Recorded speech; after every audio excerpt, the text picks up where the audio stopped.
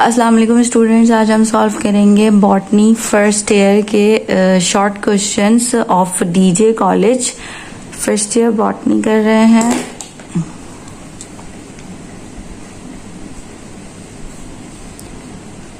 First year botany के question solve कर रहे हैं। तो उसमें हमारे पास पहला क्वेश्चन आ जाता है, describe 4 distinct phases of bacterial growth. अब बैक्टीरियल ग्रोथ के जो 4 फेजेस होते हैं हमें यहाँ पे वो बताना है। ठीक है, तो उसमें हमारे पास 4 फेजेस के पहले नाम पढ़ लेते हैं। लैग फेज होता है, लॉग फेज होता है, स्टेशनरी फेज होता है, डेथ एंड डिक्लाइन फेज होता है। लैग फेज में क्या हो रहा होता है कि इनएक्टिव फेज होता है ये, और इसमें क्या होता है, सिर्फ बैक्टीरिया अपने आप को प्रिपेयर कर रहा होता है फॉर डिवीजन, डिवाइड होने के लिए, रिप्रोड्यूस करने के लिए, आगे अपने नंबर्स को बढ़ाने के लिए प्रिपरेशन कर रहा होता है। लेकिन नॉर्मली कोई एक्टिविटी नहीं हो रही होती है, कोई डिवीजन नहीं हो रहा होता है। लॉग फेज में क्या होता है, इसे एक्टिव फेज कहते हैं, क्योंकि इसमें जो है बैक्टीरिया बहुत तेजी से डिवाइड और रीडिवाइड करता है, अपने नंबर को इंक्रीज करता है। फिर आता है हमारे पास स्टेशनरी फेज। स्टेशनरी फेज में क्या होता है कि स्टेशनरी फेज में जो रेट ऑफ बर्थ होता है, यानी कि जितने बैक्टीरिया बन रहे होते हैं, और रेट ऑफ डेथ होता है, जितनी उनकी डेथ हो रही होती है वो तकरीबन बराबर होता है। ठीक है, जितने ही बैक्टीरिया की जो है बर्थ हो रही होती है उतने ही बैक्टीरिया जो होते हैं वो डेथ हो रहे होते हैं। उसके बाद जो है डेथ और डिक्लाइन फेज आता है, और इस फेज में क्या होता है, रेट ऑफ डेथ बहुत ज्यादा हो जाता है कि वो रेट ऑफ बर्थ को भी एक्सीड कर जाता है। ठीक है, ये सिंपल से क्वेश्चन है, ये याद कर लेना है। नेक्स्ट हमें कहा गया है कि right a note on cyanobacteria. हमें साइनोबैक्टीरिया पे नोट लिखना है। अब साइनोबैक्टीरिया पे नोट लिखेंगे, उसकी कैरेक्टरिस्टिक, स्ट्रक्चर, इस तरह की बातें बताएंगे। अब ये जो है ना यूनिसेलुलर होता है, प्रोकैरियोट्स होते हैं, 2 तरह के सेल होते हैं, यूकैरियोट, प्रोकैरियोट। प्रोकैरियोट जो है प्रिमिटिव सेल होते हैं एक तरह के, जिनके अंदर हमारे पास मेम्ब्रेन बाउंड ऑर्गेनेल्स मौजूद नहीं होते, प्रॉपर न्यूक्लियस मौजूद नहीं होता है, तो ये वही होता है। ठीक है, अब कहाँ पाए जाते हैं, एक्वेटिक हैबिटेट में पाए जाते हैं, मैरीन और फ्रेश वाटर दोनों में पाए जाते हैं। इंडिपेंडेंटली भी मौजूद होते हैं, यानी कि अलग अलग भी मौजूद होते हैं, और समटाइम्स दे फॉर्म कॉलोनीज, यानी कि मिलकर रहते हैं, कॉलोनीज बना लेते हैं। They have double layer cell wall. अब इनकी सेल वॉल जो है उसकी डबल लेयर होती है। बाहर वाली जो लेयर होती है वो सेलुलोज और पेक्टिन से बनती है, जबकि जो अंदर वाली लेयर होती है उनके अंदर सिर्फ और सिर्फ क्या मौजूद होता है, सेलुलोज। बाकी अगर प्रोटोप्लाज्म की बात करें, जो लिक्विड पार्ट होता है वो डिफरेंशिएट हो जाता है इनटू क्रोमोप्लाज्म एंड सेंट्रोप्लाज्म। क्रोमोप्लाज्म के अंदर डिफरेंट पिगमेंट्स आ जाते हैं, पेरिफेरल रीजन में मौजूद होता है बाहर की तरफ, और इसमें अलग अलग कलर के पिगमेंट्स मौजूद होते हैं, फाइकोसाइनिन और अलग अलग पिगमेंट्स मौजूद होते हैं। और सेंट्रोप्लाज्म सेंटर में मौजूद होता है, और उसमें इनहेरिट मतलब जेनेटिक मटेरियल वगैरह मौजूद होता है। सेक्सुअल रिप्रोडक्शन इसमें एब्सेंट होती है, बिल्कुल कंप्लीटली एब्सेंट होती है। बाकी जो एसेक्सुअल रिप्रोडक्शन हो रही होती है वो होती है कुछ स्ट्रक्चर्स के जरिए, जिनमें हार्मोगोनियम आ जाता है, एकाइनीट्स आ जाता है, हेटेरोसिस आ जाता है। शॉर्ट क्वेश्चन है इसलिए हमने इनके सिर्फ नाम बताए। एग्जाम्पल में इसके आ जाता है नॉस्टॉक। ठीक है, उसके बाद हमारे पास आ जाती है नेक्स्ट टैक्सोनॉमिक हायरार्की। इसके ऊपर हमें लिखना है।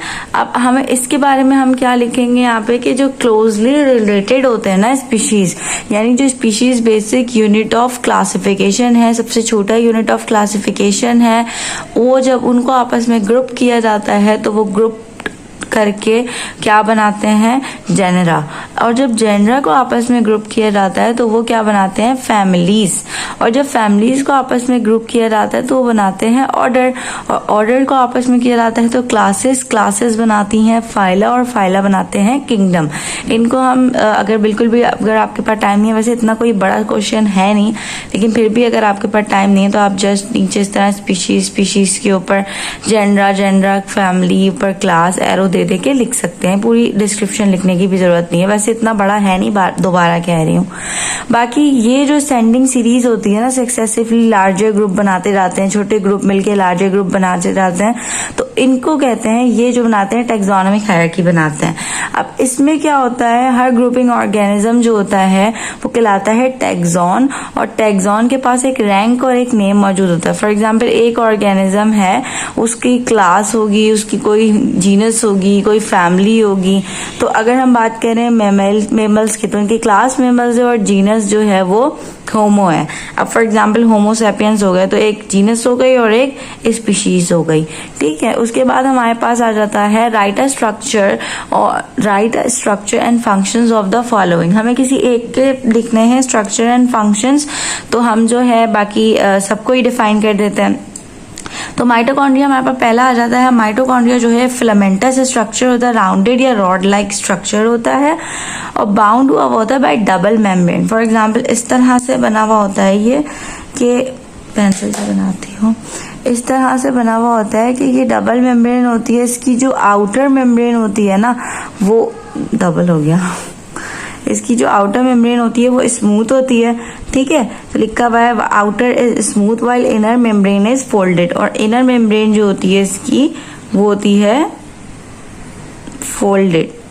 इनर मेम्ब्रेन जो होती है वो फोल्डेड होती है और बनाती है फिंगर लाइक प्रोजेक्शंस। ये नहीं फिंगर लाइक प्रोजेक्शंस ये बनी हुई है ना, ये फिंगर लाइक प्रोजेक्शंस बनाती है जिनको हम कहते हैं क्रिस्टी। अब रिमेनिंग स्पेस जो बीच का बचा हुआ स्पेस होता है वो फिल्ड हुआ होता है एक लिक्विड से, जिसको हम कहते हैं मैट्रिक्स, ठीक है। लेंथ जो होती है वो रेंज करती है फ्रॉम 1 to 10 माइक्रॉन और ब्रेथ इसकी रेंज करती है फ्रॉम 0.5 to 1 माइक्रॉन। अब ये जो होते हैं 600 से 800 तक नंबर में होते हैं और सेलुलर रेस्पिरेशन में हेल्प करवाते हैं, प्रोवाइड करते हैं एनर्जी। तो इस वजह से हम इन्हें पावर हाउस ऑफ सेल कहते हैं। पर एनर्जी इस तरह प्रोवाइड करते हैं कि ये एटीपी की प्रोडक्शन करवाते हैं, ठीक है, जो एनर्जी प्रोवाइड करते हैं बाद में। उसके बाद हमारे पास आ जाता है न्यूक्लियस।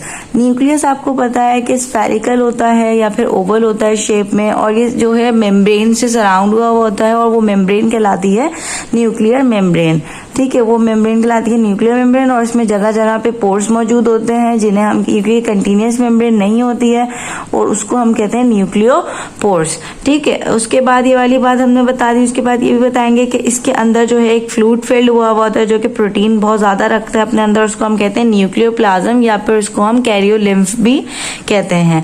अब उसमें जो न्यूक्लियोप्लाज्म है बहुत सारे थ्रेड लाइक स्ट्रक्चर्स होते हैं जिन्हें हम क्रोमेटिन कहते हैं, ठीक है।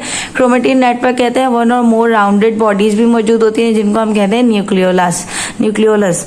अब उनका फंक्शन क्या होता है न्यूक्लियस का, कि वो तमाम एक्टिविटीज कंट्रोल करते हैं और इसके अंदर मौजूद होते हैं क्रोमोसोम्स जिन पे लगी हुई होती हैं जीन्स, और वो हेल्प करते हैं in inheritance of character from one generation to the next generation. उसके बाद हमारे पास आ जाता है गोल्जी बॉडीज। गोल्जी बॉडीज जो होती हैं वो collection of thin flattened fluid filled sac like structure. इसका मतलब ये पतली पतली जो स्ट्रक्चर्स होती हैं इस तरह से करके, तो ये स्ट्रक्चर्स क्या करते हैं, इनके अंदर मौजूद होते हैं सिस्टर्नी जो कि फ्लूइड फिल्ड स्ट्रक्चर्स होते हैं, इस तरह के इन्हें सिस्टर्नी कहा जाता है। 15 to 16 मतलब 12